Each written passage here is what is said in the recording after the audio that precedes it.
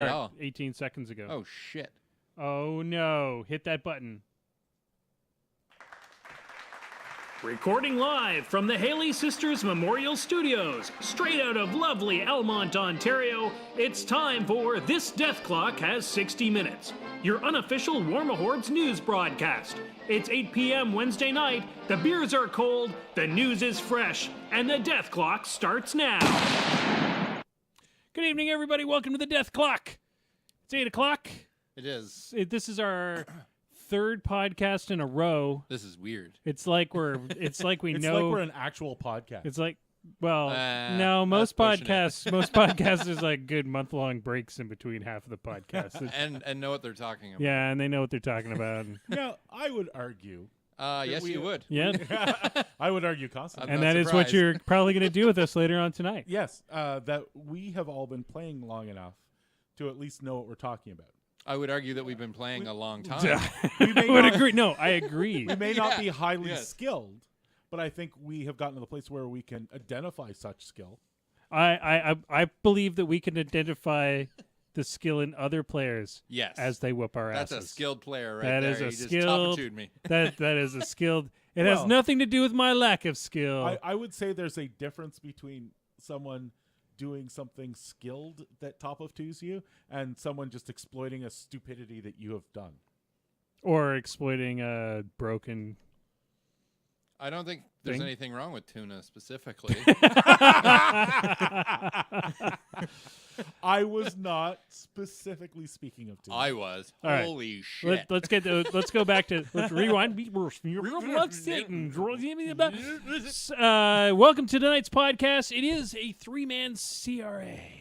We It's haven't a CRA and not a CMA because we're because coming we to you spew crap. over the airwaves. That's the right, long yeah. way away. That's If the this three was a ma- live show. If this Yeah. was a live Local. show, this is a 3-man CRA because we're going to spew garbage at you. It's just the three Yeah. of us tonight. Just Yep. the three of us. You and I. What we're going to And, do is we're going to talk about a few of the things that have been on our minds. It's going to be like a normal podcast instead of the interview-style podcast we normally do.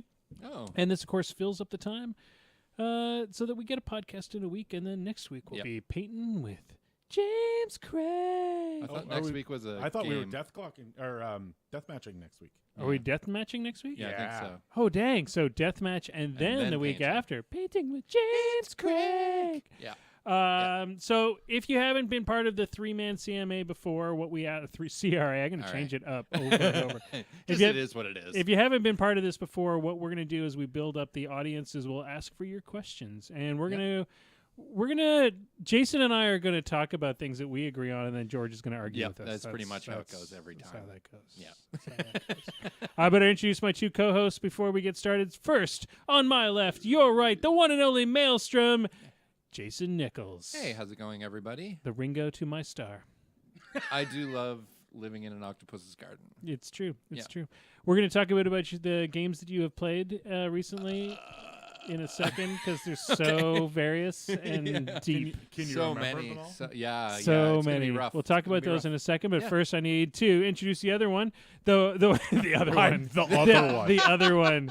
The man on my left, your right, the one and only semi-automatic George Schweitzer. The other Hello, one. The other I'm guy. The other one.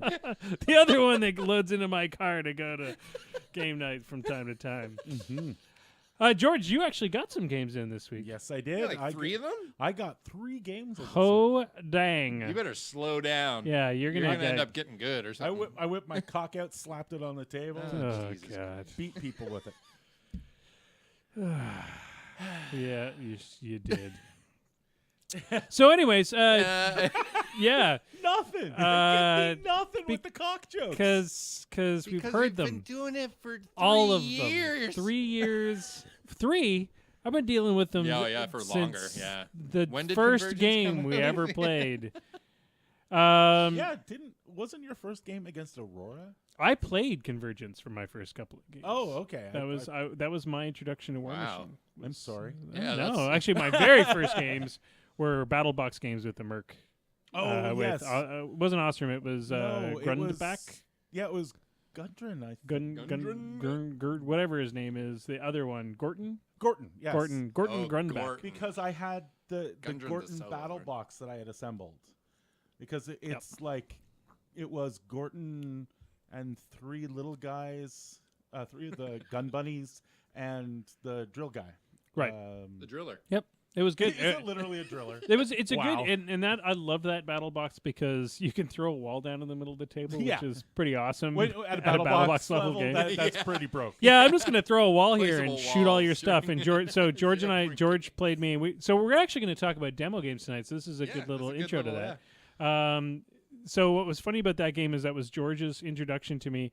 I slapped a wall down in the middle of the table, and he went an entire round where nothing could hit me. Because that was when it was battle box. You didn't have backup card. You didn't have like. Yeah, we were just. Oh no, we had backup card obviously because I was able to cast Oh, put yeah. a wall in the middle of the table. Yeah. Because you were doing magical things. But you missed for an entire round, and then you were like, "Yeah, well, just so you know, I'm not going to be nice anymore." I'm like, "Okay, that sounds good." So anyway, what we're going to talk about tonight, one of our first topics is we're going to talk about doing demo games. Yes. One of the things that we're starting to identify, and well, I think Jason, you've identified it more than the rest of us. Yeah, well, it just seems to be an issue. Just because I'm I'm being forced into playing a lot of the same faction by the same like 2 or 3 people. Right. And in all fairness, we've had 2 new players join the meta, and have. they both play the same faction, which may be part of the problem. It might be. So, what is the problem that you're sort of harboring over? You're considering. Are we going? Did you want to talk about your guys' games? Well, I first, guess we or- should talk about games first. But Yeah. what is that? What is that problem? The problem is a lack of new people entering the meta. This meta specifically, and I've heard other metas. It is also summer, so that always causes a hit in attendance. Everybody's out surfing, wearing But- their bikinis, Yeah, but playing I ukuleles. exactly. Yeah. Stairway to Heaven or something. Yep. But I started seeing the problem before summer hit. As far back really as the introduction of, not so much the introduction of Mark III, but as subsequent weeks, maybe with the oncoming of CID. And my feeling is, and we'll discuss this later on tonight, that Yeah. it may also be a direct reflection of the loss of the PG program. Yes. Yep. But before we do that, I'm going to go over to George. George, you got 3 games in this week. Yes. You've been playing a new caster. Yes, I have picked up Locke, Mm-hmm. and I'm playing her in Convergence because I don't own any Crucible Guard models. And at this point, I don't really plan to. Crucible Guard doesn't really hold the interest for me that Convergence does as a tiny faction. I'm vaguely interested in Infernals, and you have all of my Grimkin, so it's not like I'm not bullish on these little factions, but just no real interest in the Crucible Guard. So Pseudobite has called you out saying that Locke is completely broken and is... Fair and balanced. How the hell did this get through any level of CID whatsoever? Well, my assumption is that how it got through CID is all the Convergence players got together because there's only like 7 of us, and we all said, "Okay, don't tell them that Locke is broken." You're what? So what you're admitting is that you and the other Convergence 7, Facebook group. you and Convergence was it, seven. is All it 7 Watts? of them. Watts is the other big Yeah, Convergence. Watt. You and Watts sat on the Discord channel and We're like, okay, everybody just nobody tell them. just write in saying, "Oh, this It's Locke isn't okay." good enough. Here's the 10 reasons why Locke needs more power." No, to be fair, Locke does have a lot of bad matchups because Locke is working within Convergence, and Convergence has bad matchups. Right. And all the problems with Convergence are still there, but Locke magnifies the good things about Convergence. So where it was going to be an okay matchup before, Locke makes it a very good matchup. Okay. And Nice. where it was a almost impossible matchup before, Locke gives you a chance. Gives you the 50-50. Okay. Yeah. So, what do you think? Just to start off on this foot, what do you think a bad matchup is for Convergence? What is the For Locke recipe? specifically. For Locke specifically, weapon masters with boxes, Okay. like multi-box weapon masters. So those It could be douchebags that 5. are- Troll it can be- champions. Yeah, 5, 8, whatever. Doesn't matter as long as there's more than, say, 2. Now, does it have to be specifically weapon masters or just high pow? It could be high POW, but the thing that you normally see a lot of is Weapon Master. Like, the way to get a lot of high power attacks is Weapon Master, right? That's how you get units of lots of Are there high power attacks. many multi-box weapon masters though? Like Trollkin Champs are the only ones that I can think of right off the top of my head. Champs, Demo Core, under a couple of people. Right. It doesn't have to. They don't Multi-box, have to technically yeah. be weapon masters. Okay. I just mean You just multi-box You mean infantry that can hit multi-box hard. with hard hitting. Right. Yeah. That's fair. So yeah, it beasts, like a decent If size you had a beast list. whole mess of beasts, Yeah. it could be problematic. Okay, so Kador. Like an Abbey 2. Yes, but I'm not as scared of Abbey 2 Okay. because Abbey 2 has to concentrate power into Right. a few beasts.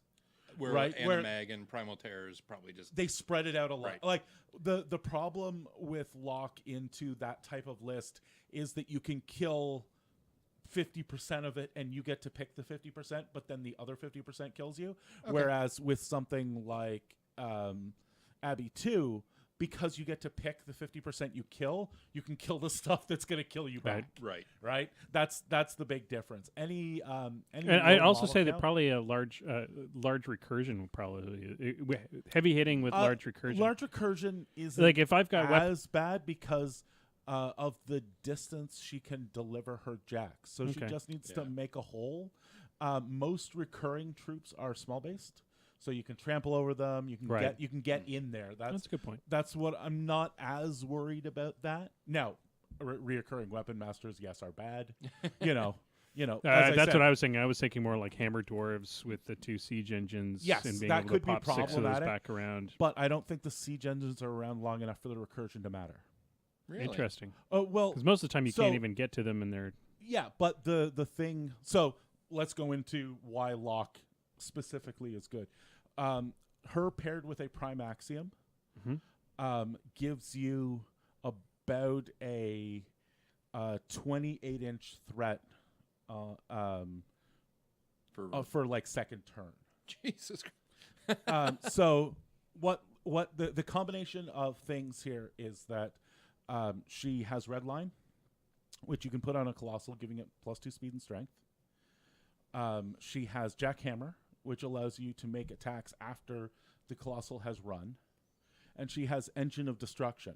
And engine of destruction is +2 mat, speed, and strength on the caster. So you get +4 speed?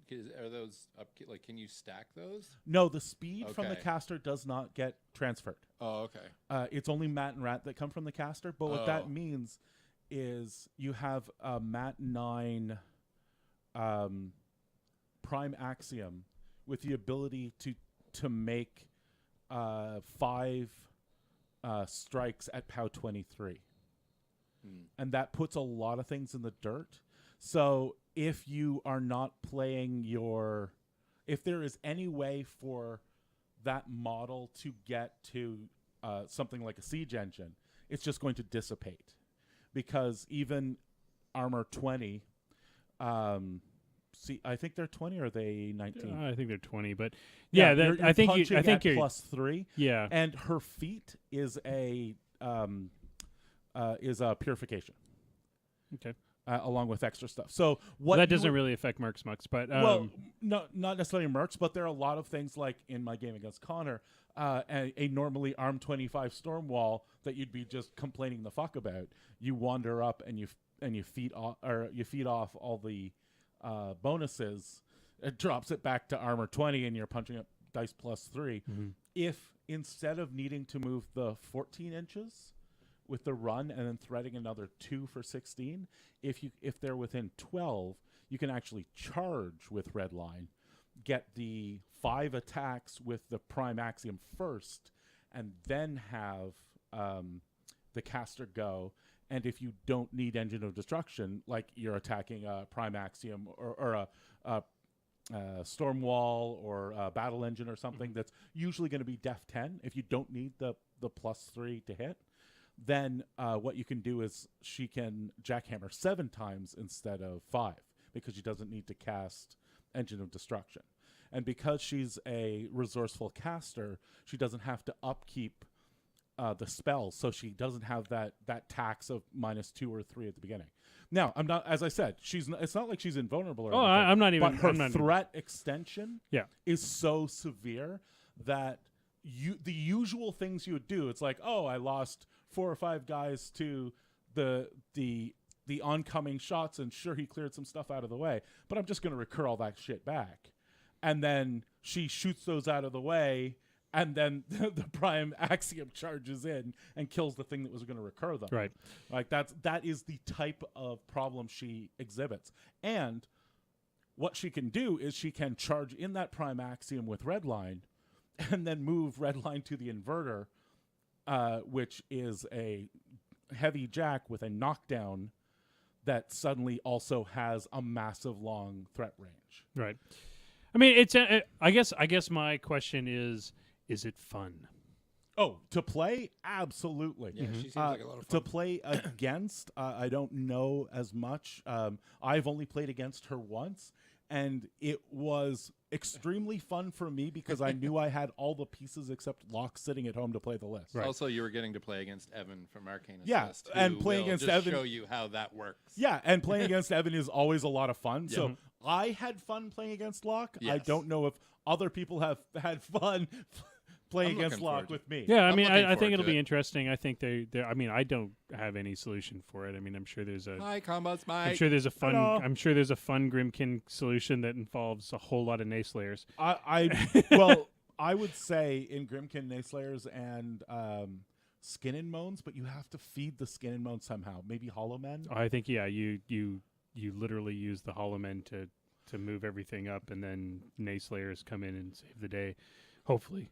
Because as we've learned, like 4 Nayslayers can take down a Prime Axiom Absolutely, somehow. That it's the craziest thing ever. One thing I will point out is that she is relatively safe into ranged lists as well, because Destruction Initiative gives you 20 shield guards out of the box without making any more from the prime axiom. As long as you can fit those 20 within, like, what, 3 inches? Or Well, the thing is, you hide her behind, say, a prime axiom or something, so you can only get a couple of shots on the caster, and then you shield guard those.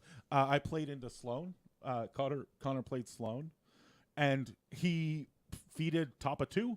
Yeah. And I think killed all but like 4 of my shield guards or 3 of my shield guards. Right. Like if he Well, had, I mean, a Sloan feat will do that. yeah, no, but it in any other list, that Sloan feat would have just torn me a new asshole. The entire, Yeah, I would have had probably nothing left. Yeah. It's only because I was playing Destruction Initiative that I was even able to play into that list.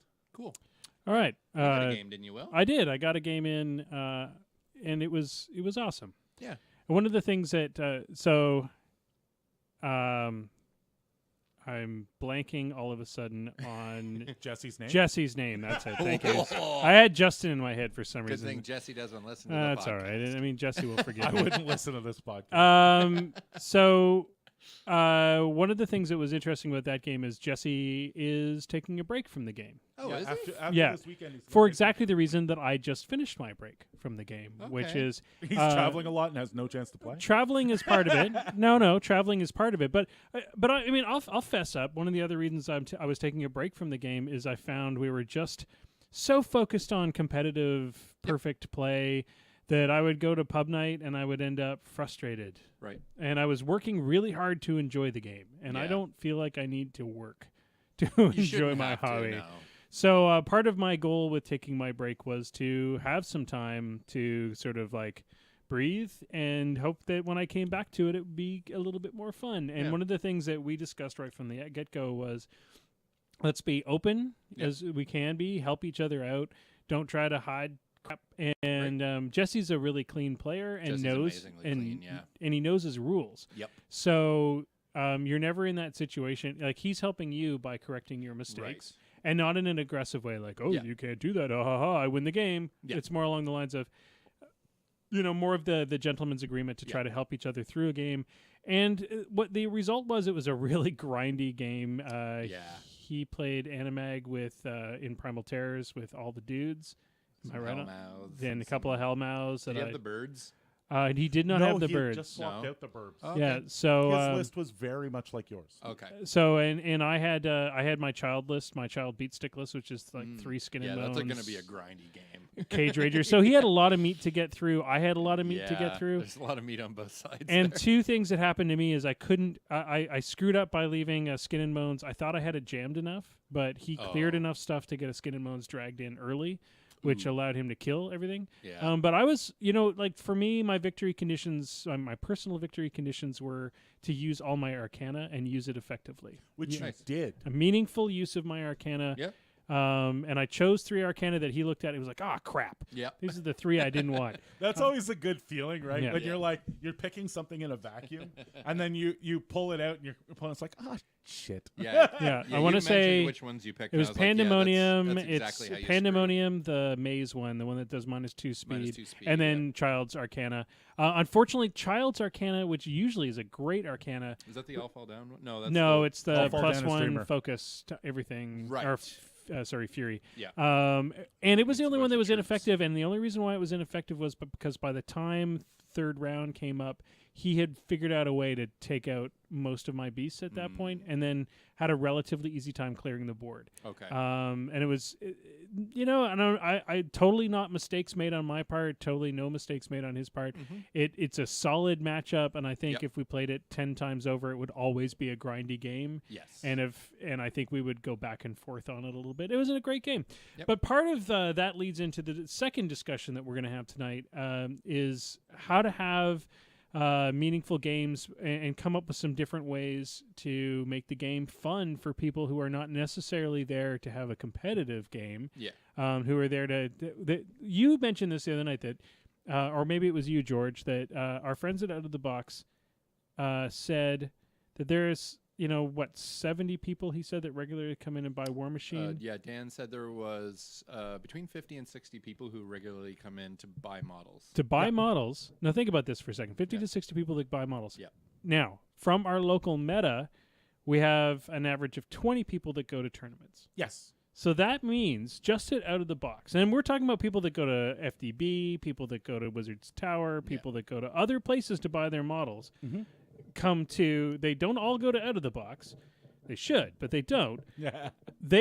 Out of that pool of, let's say each one of those stores has another 30 to 40 people that buy War Machine models regularly. We're getting an average of about 20 people, local people at a tournament, and then maybe 5 others from outside of the region that would buy from a different store. That means that 2/3 of the local War Machine community, at least 2/3 of the local War Machine community, are not tournament-oriented players. That or is even game night players. So I would say that is incorrect. Okay.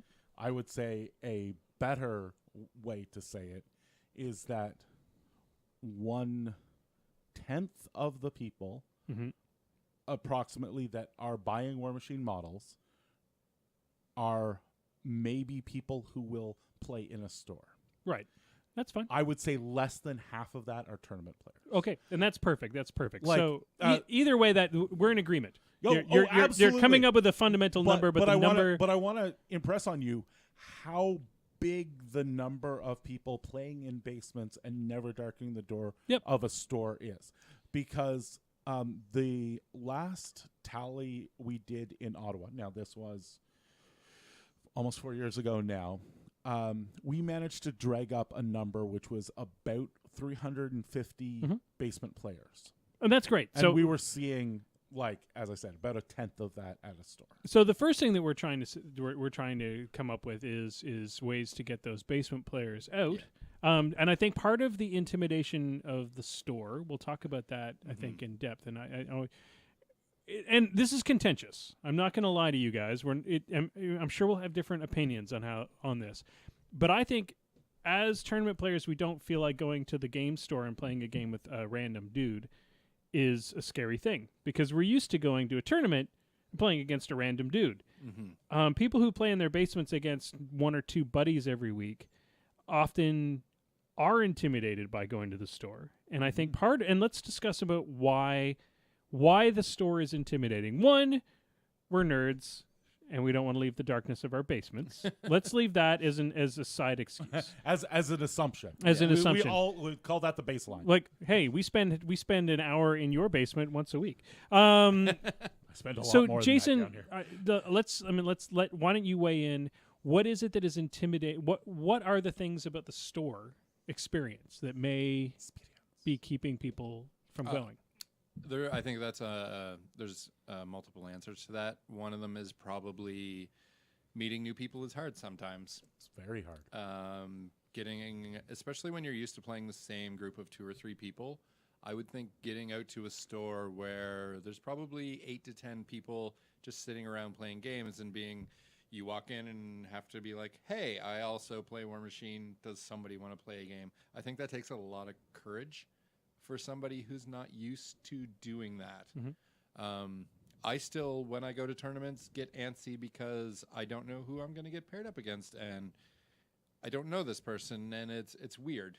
Well, and that kind of goes with our basement assumption. That's like for sure. that intimidation of walking through the door. Yep. And unfortunately, 99% of the time, those opponents turn out to be amazing people. And you get over that. I find before list selection even happens, you get over that hump.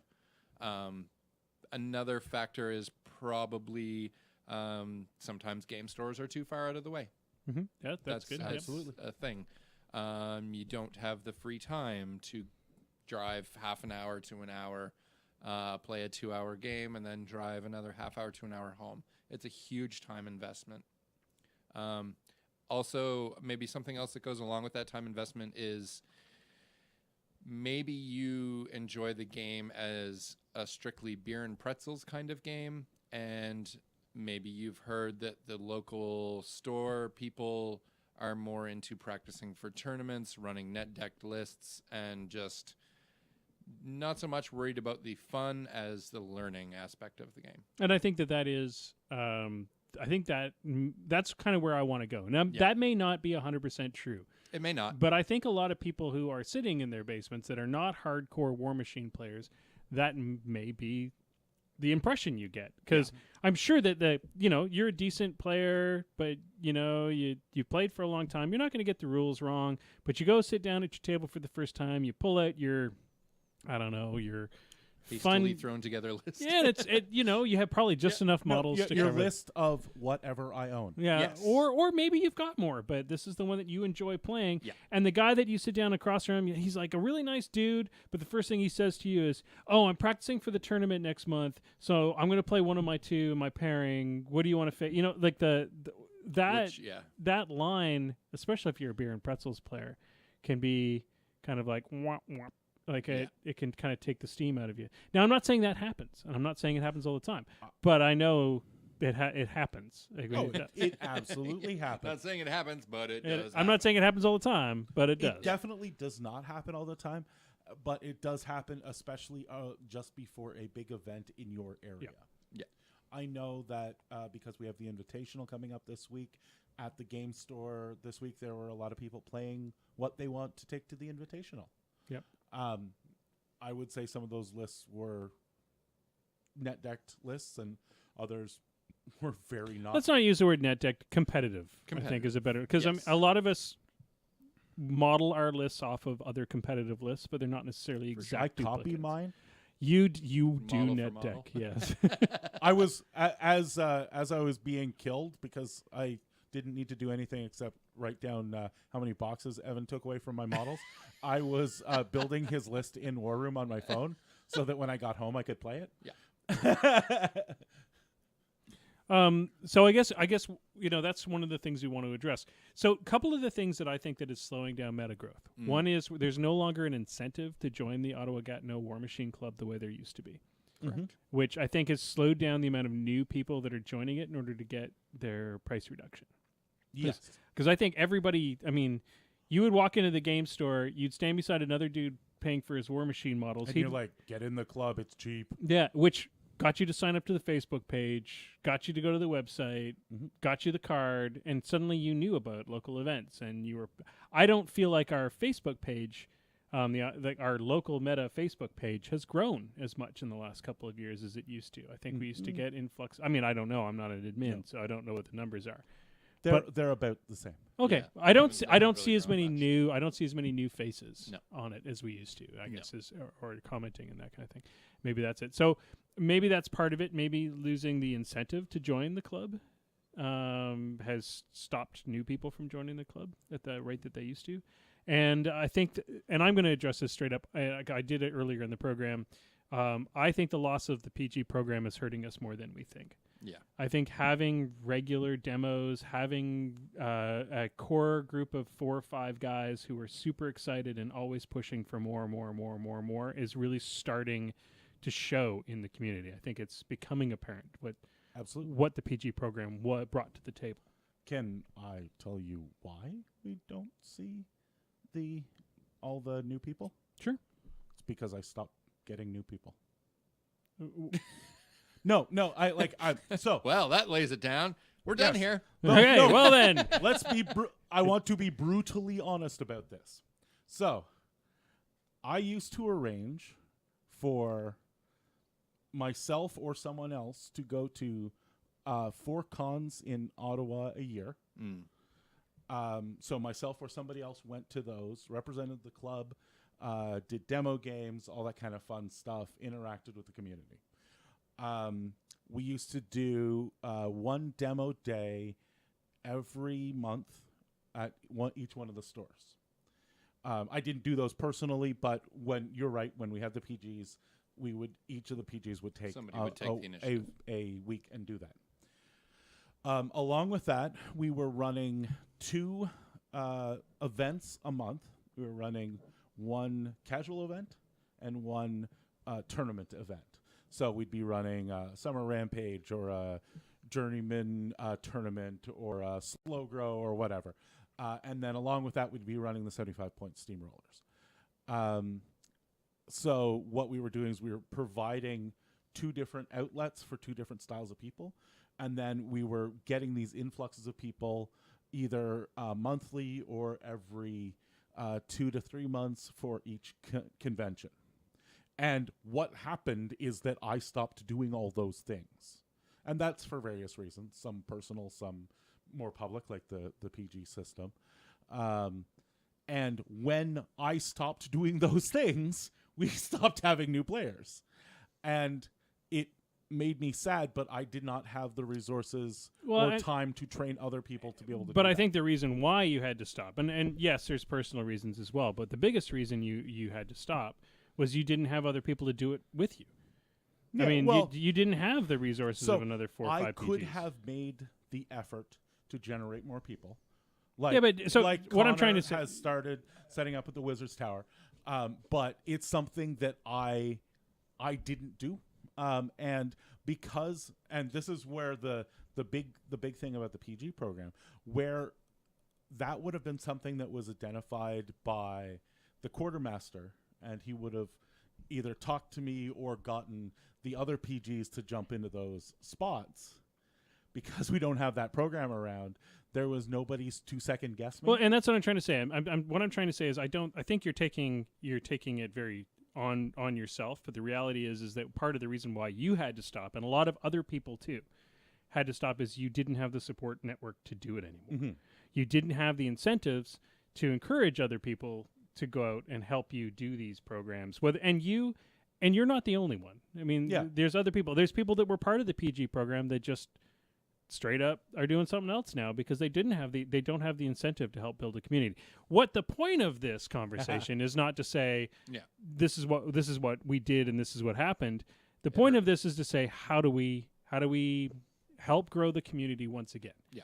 And what things do we need to bring back to do it? Because the reality is, I don't think we're gonna. I'm not gonna be the doom and gloomer. Oh, nobody will play War Machine ever again. Oh, we are getting new people. Oh, I think into we're the getting game. tons of new people. It's I just think we need to churn is is a big thing. Yeah. And we need to get even more. We're starting to see our core group start to burn out. Yeah. And that always happens, and it's not being replaced by a new core group. So, Jason, over to you. You're going to do some stuff in this community to help try to get us get things churning again. Yeah, I mean, a couple other guys from the local community are working to, between the two stores that are available to us and close, bring back demo days. So we're looking at doing demo days once a month. There's a possibility of doing demo days maybe with other game systems to help bring more people in. Sort of like I don't want to say yard sale, but like a expedition, not expedition. An expo? Yeah, A little bit. Kind of. What is it when they play a game to show things off and not as part of the series? Exposition. Doesn't matter.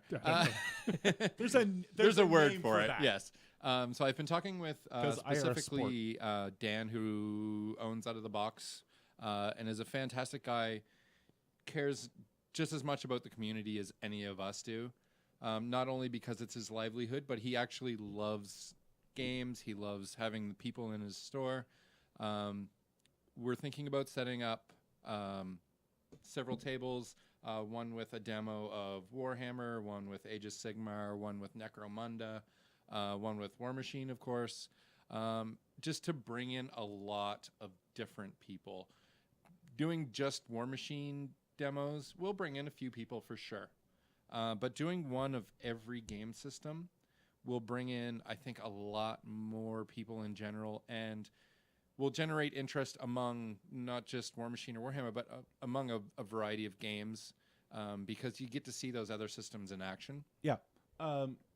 It's one of the reasons that doing those at cons is also really good. Exactly. It's because there's a lot of people there who are like-minded, who are there for something else, and they see War Machine and they're like, oh, what's that one? Well, and if all the demo games last, say, 20 minutes. Exactly. That means you can go play 3 or 4 different demo games in an afternoon. Yep. So we're looking at doing that. We're looking at doing not just typical steamrollers or champs events, but maybe some different style. Maybe some Company of Iron, some Caster Draft. And if you haven't played Caster Draft yet, oh my God, so good! Please do. Oh my God, it's hilarious. August 15th, I want to say. There's one at Wizards It's Tower. the Wizards Tower one that I'm really hoping I can go to because it's going to be so much fun. Yeah, we'll and be setting up. Convergence is fucking broken in that. We'll be setting up one Out of the Box shortly after that as well. So we're looking at alternating between serious events like champs and masters tournaments, maybe even a couple 3-man tournaments or something. Ooh, team tournaments between stores. So 1 month. 12th of August. Yeah, so 1 month there's a fun, silly event at one of the stores, and the same month there's maybe a competitive event at a different store. So just alternating between stores and having at least one fun event every month, where maybe the people who are the just play with a couple friends players will maybe get the incentive to come out and try something different. That's not just, I'm going to push your shit in with this list I found on Discount Games. Well, and the point of this podcast has always been, we at our core, I mean, the reason why we started doing this in the first place is because George and I were trying to figure out how to play this damn game. We at our that core, hasn't stopped. we at our core are always 0-1 players. We are fun bracket. We like going to tournaments to hang out with our friends. Exactly. We're not going to push some people's poop in. Nope. We're going to have, well, maybe George. From You guys build me up for this reputation. That's because we play against you. Oh, come on. I had a guy on the ropes on Monday, and I turned around and said, okay, let's just reset this and move your caster back there. Oh, because it was his first game. it was in 5 months. Yeah, it was. Yeah, it was. Yeah. I was talking. So rather than just killing you top of 2 and moving on to the next opponent, I was talking to his brother, and I turned around and looked back, and I'm like, oh crap, I win the game. So let's talk about how your turn can be a little bit different. So that I think is exactly what we need to keep trying to do. I want to try to encourage the rest of the community. I don't know how much of the community listens to the Moose Machine podcast. I hope I liken my little lizard brain to think it's a lot of people, but it's a few. What I would really love is some people who are listening to us that are not part of the OGWC. You don't even need the pressure of joining the Ottawa Facebook group. That's But so if full of you pressure. But if you can hear us, post on like our Facebook or message our Facebook, because we would love to get some people who are only playing in their basement out, and we would love to have events that cater to you guys because you're out there and we just have no idea what you want. Do you guys want literally us to set up a pub league where you can go to your local pub and play games against your buddies and we rank everybody all over the city? Or do we not rank at all? No, but what I mean is... ranking... Well, no, the ranking is so that you can see yourself against other people and see all the other people playing at all the other pubs. It's not because, you need to be the best. Well, so I think the main thing is that we're throwing it out there that if you want to just come out and play games with us. Yeah. We're happy to play games. I'm trying to come back at War Machine with a fresh attitude that I am no longer here to do anything other than have fun games with my buddies. And that's part of that is playing against new opponents that surprise and do cool, fun things that are not just same dudes. And sometimes all it takes is one player. Yep. Sometimes all it takes is one player in your local meta whose absolute ridiculous positivity and optimism kind of changes the way things have been running. Yeah, Matt. Yeah. Matt Hoole, you son of a bitch. Hey, I just wish he wouldn't play Kador. Yeah, well, I mean, nobody's perfect, right? You say that, but I'm gonna like lend him all of my Kador just so he has a million models. Fuck you guys over. Yeah, but it's contagious. I mean, I've been talking to Alad, who used to be one of our group's most competitive players. Yeah. Has in the last month completely revamped his look on the game and been like, you know what, this is supposed to be fun. Yeah. The object of the game is to have fun. The goal may be to win, but the object of the game is to have fun.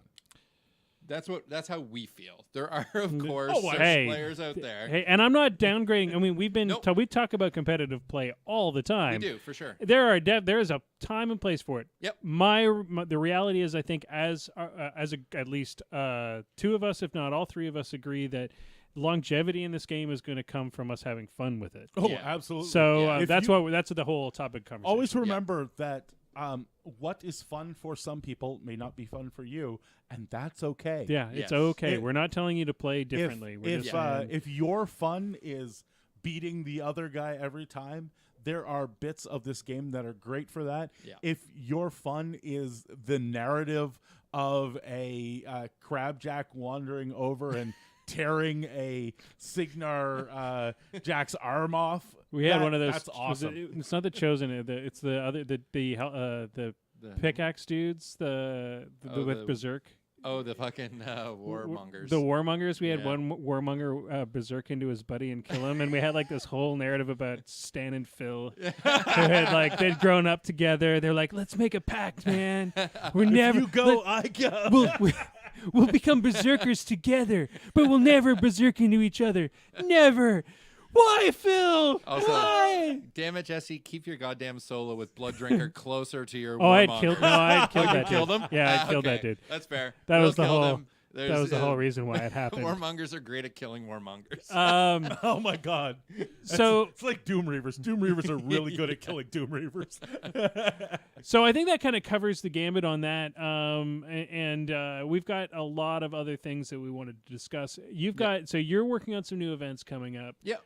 George, you've got some fun events coming up in the OGWC. Absolutely. And let me say this about that. Just because I'm not organizing them doesn't mean they're not part of the club. The stuff that Jason is doing is part of the club. So we should probably address the fact that George has been, despite the PG system going away, George has been burning the candle at both ends for as long as the PG system has been around and as long as I've been playing this game. So there's nothing being taken away from George here. This is Oh, just, no, please. This is 100%. Let's give George a break and try to do some new stuff. At the last time we had a council for the OGWC, Yeah. I was voted czar for life. Yeah. Yeah. And I still keep Because the last time we gave that away the vote stands. presidency, Yeah. you ended up the president again in Yeah. like a minute. No, it was like 8 months. But everybody else seemed to find out exactly how hard it was to do, and then they're like, I don't want this. I want to play games. So we do have some questions. We do have some questions. Awesome. Combos asked if any of us are picking up Crucible Guard. I think the answer across the board is no. Yeah. No, I don't think so. For me personally, traditional style War Machine factions have never been my thing. Mm-hmm. Yeah, you've always more liked... Crix was really the only one I was interested in, and that was because I was in a death metal band. Yeah. Yeah. For me, it's straight up. I'm sitting on half of your army that has become half of my army. I've already got 2 limited factions basically with the way that Mercs runs and the way that and obviously Grimkin. And you've got Signar to rotate. I still have Signar sitting in a friggin' ridiculously messy pile. And Circle. And half of that Signar is on wooden bases that you got that are totally not legal at all. The straight-lipped wooden base. The ones Oh no, that's Proxy. only for with one with set of horses. blue tack on them, and so I have to Yeah, spend they're some. good. I have to spend some time cleaning Isn't that up. Derpy on one of those? Oh my god, so the much. window melted horse. Oh yeah, the derpy horse that's like doing that 90-degree turn. I still have a full circle.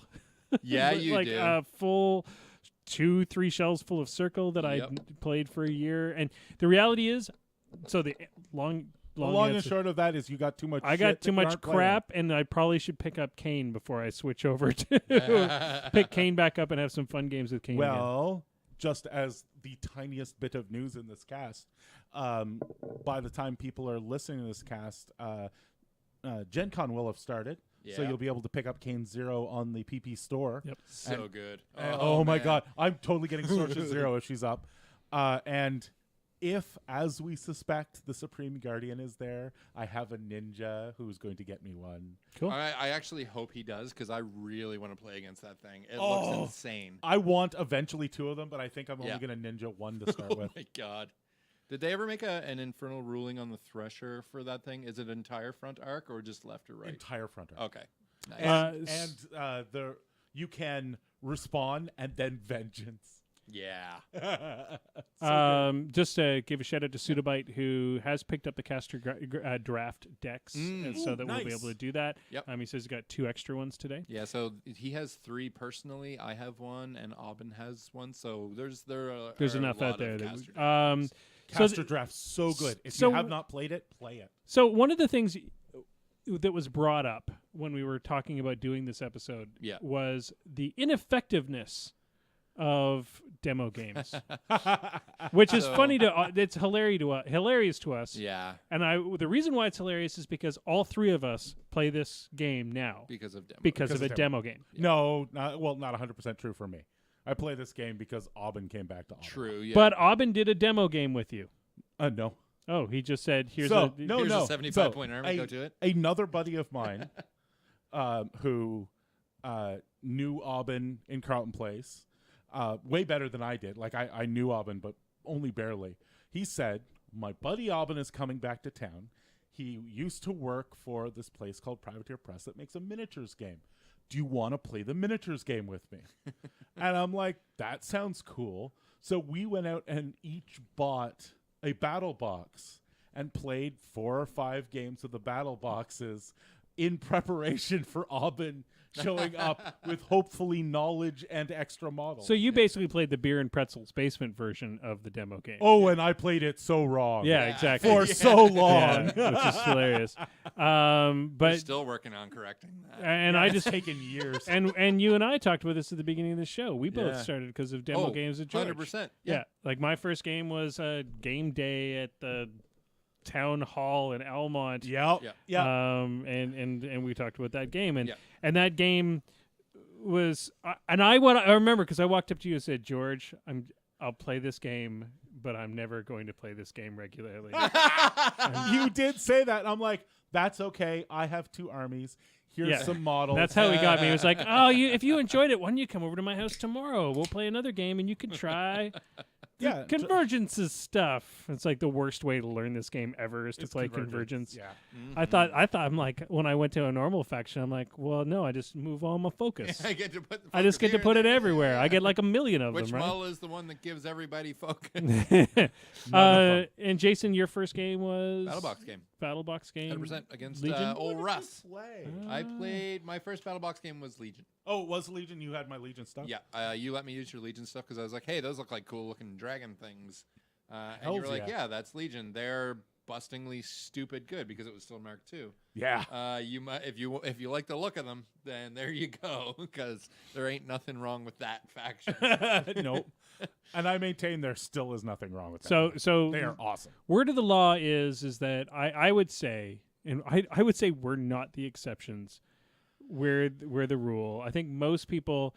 I think when you are a highly competitive gamer and that's what you love, and you see a game that has a highly competitive system, that is the other reason you get into War Machine. Is you say you're a highly competitive Magic player and you're like, oh dang, I'd love to play a miniatures game. And so you identify the one that's got the most tournaments in your area that is highly competitive and has a solid rule set. I would say there's a difference between, and I know this sounds weird, between learning a game and attracting someone to the game, right? Like the what I might call the onboarding process, to generate a tournament level player, is a very different thing than, hey, do you think this game might be for you? Why don't we try out this to see if it's something you'd like? Yeah, because that onboarding process. You know you like the game. You want to get as good as possible, as quickly as possible. I think BattleBox games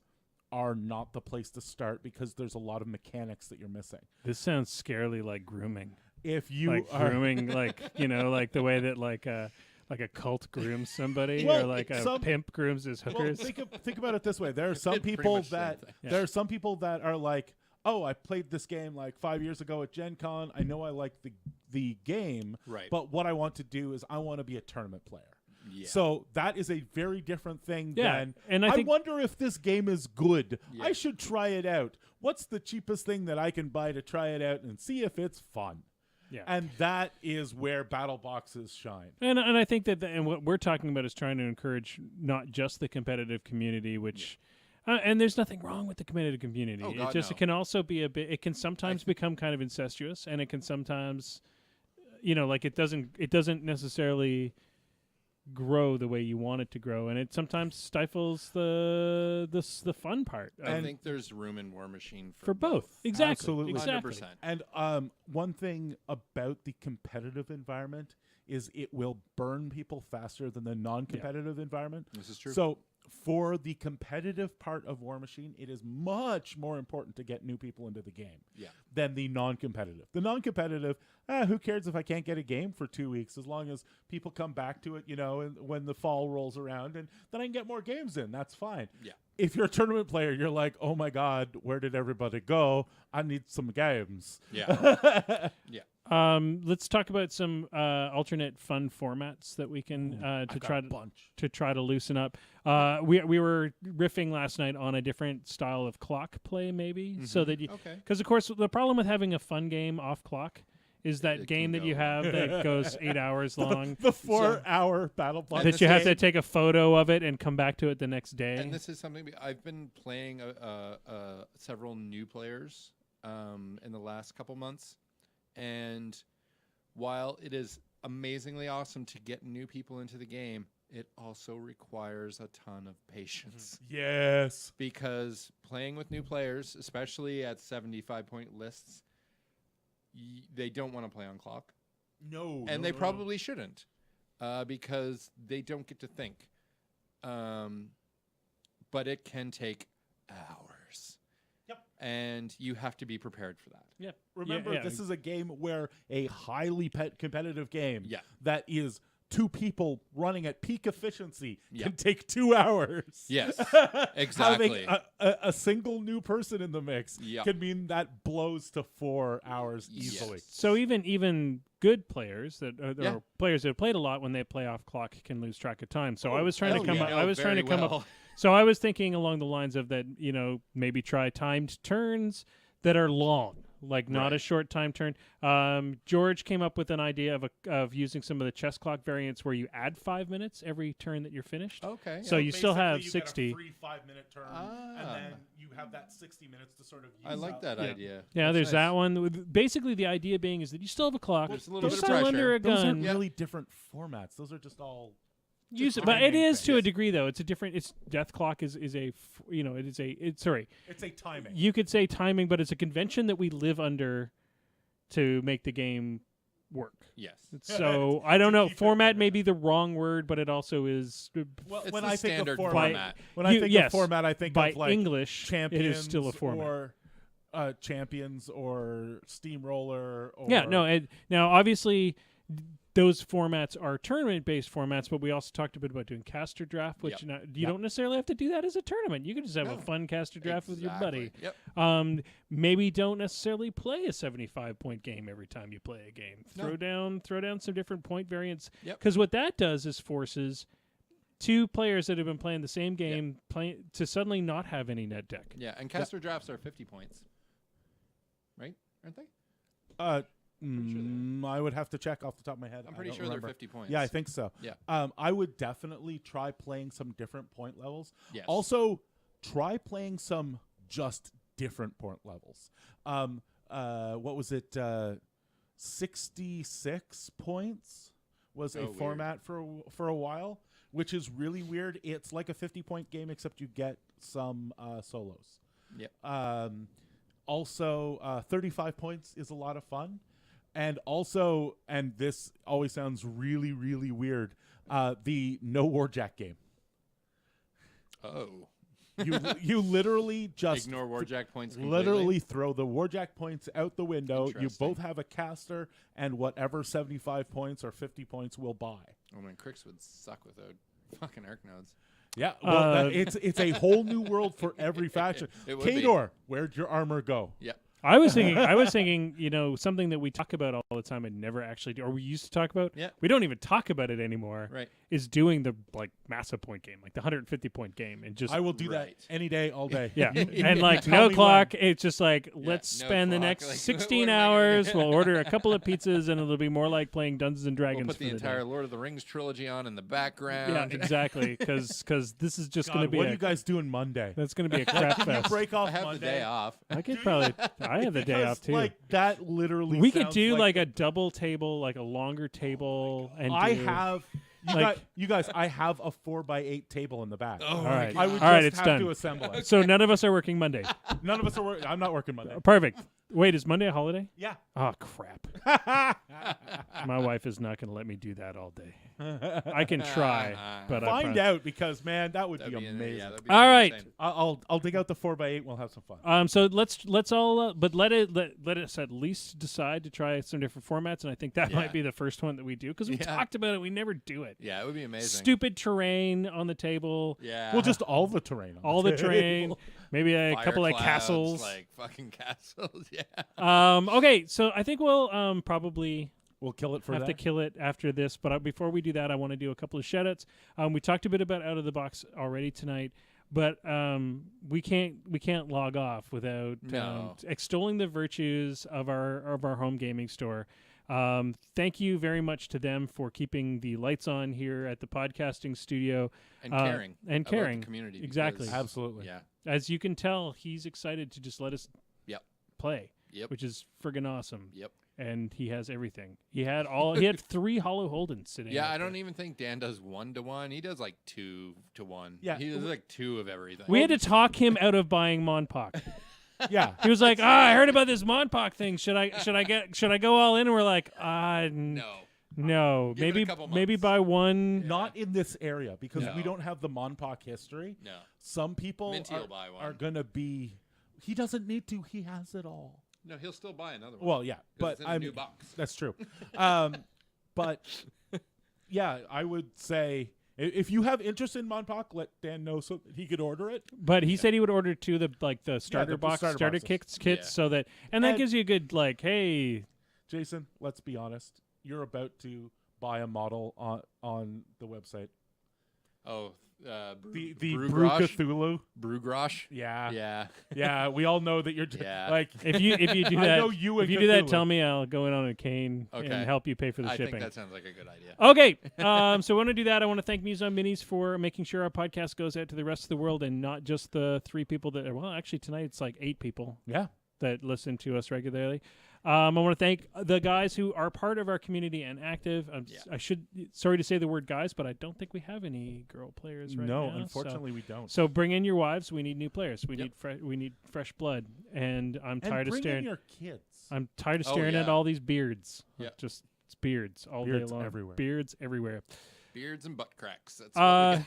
And of course, thank you guys. Thank you to the OGWC. If you are a player in the Ottawa area, even if you're outside of the Ottawa area, join the OGWC Facebook page. It's a great resource. It puts you in touch with a lot of great players. Yep. And if you are a Beer and Pretzels player and you're interested in getting in some fun games, please do not be intimidated. Join the OGWC page. Tell us that you're looking for fun games. There is a thriving community of people that are all feeling the same way you are. Absolutely. Very As much so. evidenced by Yeah. today. Yeah. So we all love to get some Beer and Pretzels games in with you guys. We just would love to play with some new folks. Absolutely. So that's it for us for tonight. Thank you to my 2 co-hosts Thank you, with the Will. mostesses. And that's it. George, hit that button. Dice down! Moose Machine and This Death Clock Has 60 Minutes is a proud part of the Muse on Minis network. Podcasts go online every Thursday morning. You can watch the show live every Wednesday night at 8 p.m. Eastern on Twitch and keep in touch with us on our Facebook page. Just Google Moose Machine. If you can't find us, you're doing the internet wrong. Stop touching me. George, turn the camera. Stop touching me. That's not my knee.